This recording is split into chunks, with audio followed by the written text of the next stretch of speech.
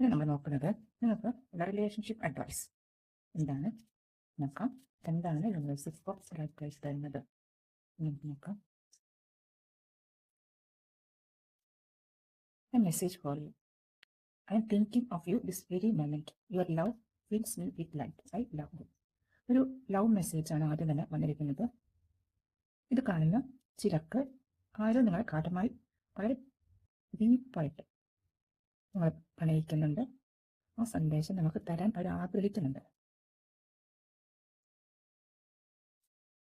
ഞാൻ message repeat ചെയ്തുകൊണ്ടിരിക്കുകയാണ്. Cupid's ആരോ strikes. ക്യൂപിഡ് എന്ന് വെച്ച് കഴിഞ്ഞാൽ റൊമാൻറ്റിക് ആഞ്ചൽ എന്നാണ് നമ്മൾ പറയാം.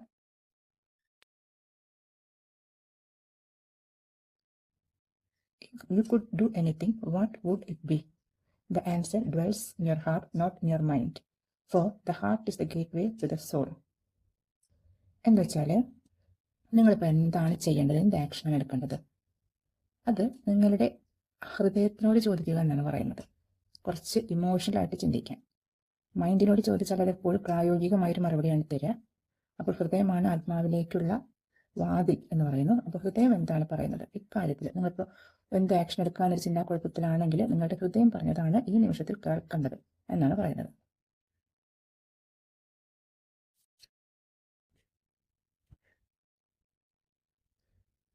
Life is a series of constantly shifting cycles. When we resist change, we resist the natural flow of life and create unnecessary stress. Go with the flow. You will be surprised where it leads. അതായത് നമ്മുടെ ജീവിതത്തിൽ ഒരുപാട് മാറ്റങ്ങൾ വന്നുകൊണ്ടിരിക്കും. അത് അങ്ങനെയാണ് പ്രപഞ്ചം നമ്മളെ സൃഷ്ടിച്ചിരിക്കുന്നത്. നമ്മുടെ ജീവിതത്തിലൂടെ ഓരോ സ്റ്റെപ്പിലൂടെ കടന്നു പോകുന്നത് ഒരു യാത്രയായിട്ട് നമ്മുടെ ലക്ഷ്യത്തിലേക്ക് എത്താൻ വേണ്ടിയിട്ടുള്ള ഒരു ട്രഷർ ഹണ്ട് മാതിരിയാണ്. നമ്മളെ ലക്ഷ്യത്തിലേക്ക് എത്താനുള്ള ഒരു ക്ലൂ ഓരോ സ്ഥലത്ത് ഉണ്ടായിരിക്കും. അത് നമ്മൾ കണ്ടുപിടിച്ച് അത് സോൾവ് ചെയ്ത് വേണം മുന്നോട്ട് പോകാൻ. അപ്പോൾ അത് നാച്ചുറലായിട്ട് ലൈഫിന് അങ്ങനെ ഒരു ഗതിയുണ്ട്. അപ്പോൾ നമ്മളത് മാറ്റി മറിക്കാൻ നമ്മളെ കൊണ്ട് ശ്രമിച്ചാൽ ചിലപ്പോൾ അത് നടക്കില്ല. അപ്പോൾ അതുകൊണ്ട് ഈ നിമിഷം നിങ്ങളോട് പറയുന്നത് എന്താണെന്ന് വെച്ചാൽ ഗോ വിത്ത് ദ ഫ്ലോ എന്നാണ്. ലൈഫ് എങ്ങോട്ടാണോ നിങ്ങൾ കൊണ്ടുപോകുന്നത് ആ ദിശയിലേക്ക് തന്നെ യാത്ര തുടരാം.